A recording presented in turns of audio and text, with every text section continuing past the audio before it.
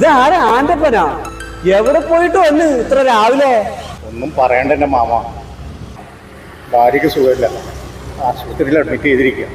ഞാൻ ഒരുപോലെ കണ്ണടച്ചിട്ടില്ല. ആണോ? അയ്യോ, എന്ത് പറ്റി? എന്ത് പറയാനാ, ഇപ്പോഴത്തെ പനിയില്ലേ, അതങ്ങ് കൂടി ആകെ ആവശ്യ നിലയിലാണ്. അതെ, ശവപ്പെട്ടിയുടെ ആവശ്യം വരാനീ പറയണോട്ടോ. വേറെ എവിടെ കിട്ടണേക്കാളും വില കുറച്ചേ മേടിച്ചാലും. രാവിലെ തന്നെ വായന